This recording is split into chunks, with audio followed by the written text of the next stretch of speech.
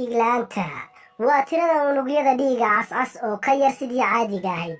Haddaba unugyada dhiigga cascas waxay ogsajiinta u xambaaraan qaybaha jidhka oo idil. Sidaa darteed marka ay tirada unugyada dhiigga cascas yar yihiin, ogsajiin aad u yar ayaa gaadhaysa qaybaha jidhka. Taasina waxa ay ka yeelaysaa qofka bini'aadamka inuu ahaado mid dareema inuu daalan yahay ama uu daciif yahay. ku tahay marka kugu horeysay aad soo booqato Omar Oscar Official, fadlan subscribe saaro, la soco barnaamijka xogaha caafimaadka maalin walba. haddaba daawade asbaabaha keena waxaa ka mid ah dhibaatooyinka ka yimaada sida feerada ama birta dhiigga iyo weliba cuntooyin kale ee jidhka uu isticmaalo, iyo in aan la cunin cunto ay feeradu ama birtu ku badan tahay, iyo weliba dhiig ka yimaada afka, hunguriga, caloosha iyo xiidmaha, iyo dhiig ka yimaada hoosta haweeneyda ama dhiig bax badan oo caadada ka yimaada,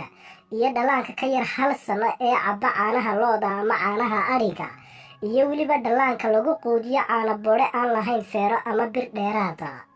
Intaa kadib, haddii aad isku aragto calaamadaha soo socda, waxaad la xidhiidhaysaa dhakhtar. Haddii aad dareensan tahay daciifnimo ama daal badan aad dareensan tahay, iyo weliba maqaarkaaga, faruuryahaaga,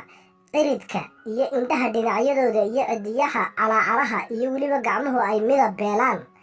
iyo weliba indhaha oo ku madoowaada ama mugdi ku noqda markaad istaagto, iyo weliba warwareer ama miyir beelid, iyo neefsashada oo kugu gaabata ama feedho xanuun, iyo weliba wadnaha oo si degdega kuu garaacma, iyo weliba dhallaanka iyo carruurta oo si gaabisa u koraa. Intaa kadibna daryeelkaaga dhakhtarkaagu waxa uu baari doonaa si uu u ogaado sababaha dhiigyarida kuu keenay iyo inuu kuu qorsheeyo daaweyntaadana waxaa ku jiri kara cunidda cuntooyin caafimaad leh oo ay ka mid yihiin furuutada,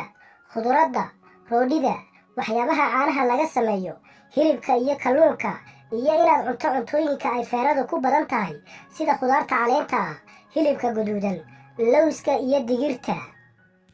haddaba dhakhtarkaagana waxaa laga yaabaa inuu doonayo inuu la kulmo cunto qore si lagugu qorsheeyo cuntooyinka caafimaad kale ee aad quudanayso, iyo inaad qaadato feero kordhiya ama wax birta dhiigga kuu kordhiya, iyo inaad cabto 6 ilaa 8 koob oo cabitaana maalin walba, iyo in lagu siiyo dhiig ku shubid si loo bedelo feerada iyo dhiigga kaa lumay. waa haddii aad dhiigyari saa'ida dareemayso. dhinaca kale isla markiiba waa inaad aaddaa dhakhtarkaaga haddii aad warwareeraysid markaad istaagto ama neefsashadu kugu gaaban tahay ama cadaadis badan aad ka dareemayso feedhahaaga.